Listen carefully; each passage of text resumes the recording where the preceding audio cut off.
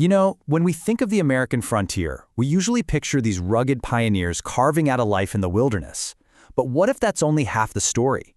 What if it was also about calculated risk, huge profits, and a political fight so intense that it literally created a new state? Well, today, we're diving into the Tennessee land grab. Journal of a Voyage Intended by God's Permission. That's how John Donelson kicks off his personal journal.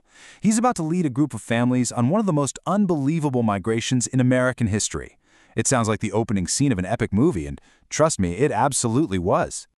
So let's talk about the man himself.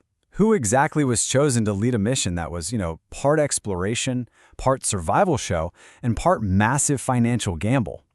Okay, so this is John Donelson, and he was not just some random frontiersman. The guy had a resume. He was a surveyor, a politician, a military colonel. But look at that last bullet point. He already had a huge land claim out west. So he wasn't just a leader, he was an investor. He had serious skin in the game, which made him the perfect guy to co-lead this whole high-stakes operation. And the mission? Oh, it was just audacious. Can you imagine?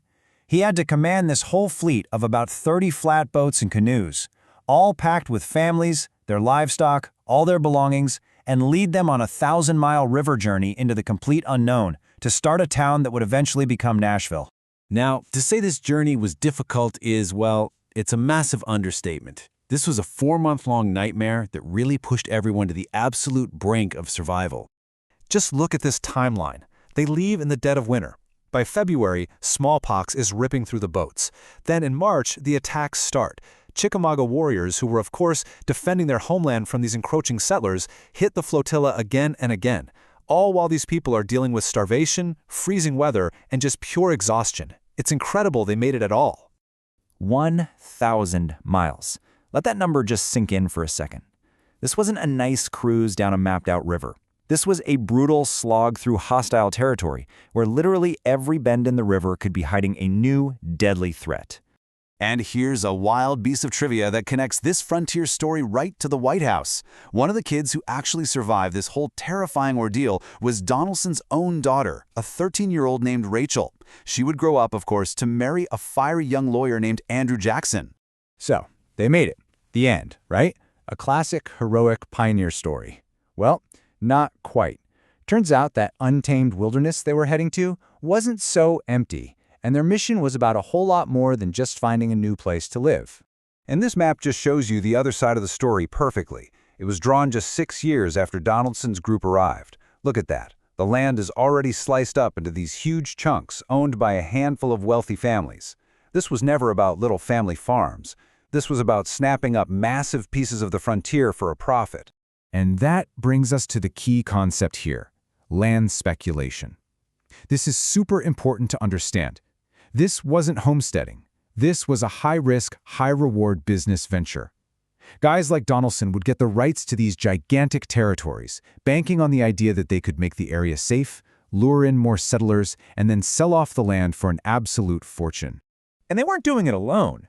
The state of North Carolina, which technically controlled this land back then, passed these land grab acts. They basically threw the doors open, saying they needed to sell the land to pay off their Revolutionary War debts. And what that did was create an absolute frenzy, a gold rush, but for land. But here's the thing. This land wasn't North Carolina's to just give away. This quote from the Cherokee leader known as the Bloody Fellow, it just cuts right to the chase. To the Cherokee, these settlers weren't pioneers. They were invaders who were breaking treaties and stealing their land. And that's why the journey was so violent. So you've got this intense conflict on the ground, which then spirals into an even bigger problem, a political Cold War between the settlers and the brand new United States government. The two sides were on completely different planets. The settlers wanted the federal government to make their land claims official, pay for their wars, and open up the Mississippi for trade. But the government, run by Federalists like George Washington, saw it totally differently. They wanted to control that land themselves to raise money for the new country, and frankly, they saw the settlers as a bunch of reckless troublemakers starting expensive wars. And if you want to know how the government really felt, just listen to this quote from the Secretary of War, Henry Knox. It is shockingly blunt. He's basically saying, you guys started this fight with your bloodthirsty ways, so you can go ahead and pay for it.